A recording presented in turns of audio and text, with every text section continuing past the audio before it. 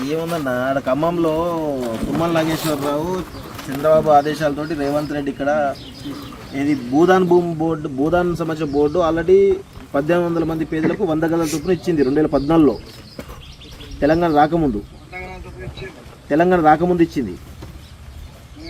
దాని మీద తుమ్మల నాగేశ్వరరావు అనుచరులు అంతకుముందు పువ్వాడ అజయ్ అనుచరులు ఇప్పుడు తుమ్మల నాగేశ్వరరావు అనుచరులే ఇద్దరు సేమ్ ఒక 8 మంది కలిసి అక్కడ ఆ భూముల పైన కబ్జాలు పెట్టుకుంటూ ప్రయత్నాలు చేస్తారు. పక్కనే ఆ భూములకు పక్కనే కలెక్టర్ ఆఫీస్ వచ్చింది. ఆ తర్వాత ఒక ఇంటర్నేషనల్ స్కూల్ ఒక పెద్ద డెవలప్ అవుతుంటే ఆ కబ్జాదారుల కన్ను వీళ్ళ మీద పడ్డది. అయితే గతంలో వందల మంది పోలీసులు వెళ్ళి అడ్జస్ట్ చేస్తే ప్రజలు తిరగబడ్డారు. అయితే ఈరోజు పొద్దున దాదాపు 10,000 మంది పోలీసులు సిఆర్పిఎఫ్ బలగాలు ప్లస్ ఎస్డిఆర్ఎఫ్ మొత్తం బలగాలు irrigation department and revenue department అందరు కలిసిపోయి పొద్దున 6 గంటల నుంచి ఇప్పటి ఇంకా మొత్తం కూల్ చేస్తూ ఉన్నారు ఆ పేదల ఇల్లు గుడిసెలన్నింటినీ కూడా. హైకోర్టు ఆర్డర్స్ ఉన్నాయి దీని మీద.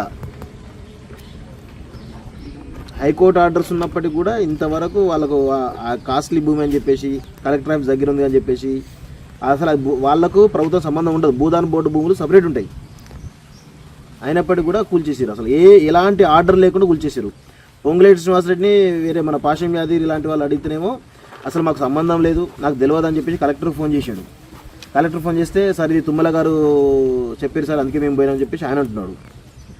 సో పొంగులేటి శ్రీనివాసరెడ్డి నాకు చెప్పకుండా మీరు ఎట్లా చేస్తారు నీ మంత్రిగా నాకు కలిసి ఇన్ఫర్మేషన్ ఉండాలి అని చెప్పేసి పొంగులేటి అంటే నాకేం తెలియదు సార్ నాకు మంత్రి గారు చెప్పారు తుమ్మల గారు చెప్పేసి అన్నాడట పొంగులేటి శ్రీనివాసరెడ్డి. సో ఇంత అరాచకం జరుగుతుంది. అంతే అంతే అంతే అంతే అంతే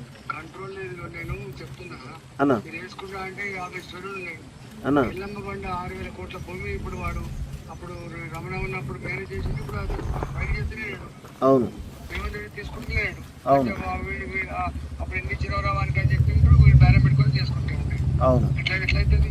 అవును నేను 2007 నుంచి కాపాడుకుంటూ వచ్చాను. అవును ఇప్పుడు చెప్తున్నాడు 13 ఇచ్చిన భూములు ఇవి. అవును ఈ భూముల మీద ఎట్లా చేస్తారు. 100 గజాలు అన్న 100 గజాలు 1800 కుటుంబాలు కనీసం నోటీస్ లేదు ఏం లేదు. ఎర్లీ మార్నింగ్ వచ్చేసారు. మొత్తం ఖమ్మంలో ఉన్నటువంటి అన్ని జేసీబీలు మాట్లాడుకొని వచ్చారు.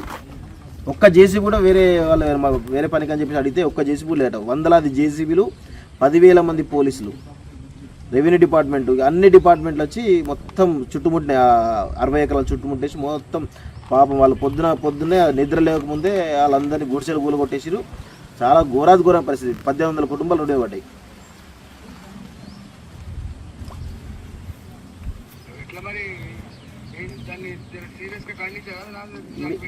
నేను చేస్తున్నా మేము అటే పోయినాం. ఆ కవరేజ్కి వెళ్తుంటే మమ్మల్ని నకరికల్ పిఎస్లో అరెస్ట్ చేసి నకరికల్ పిఎస్ దగ్గర అరెస్ట్ చేసారు.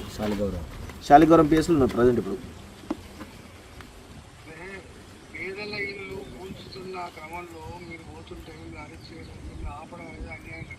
అవును షూర్ అన్న.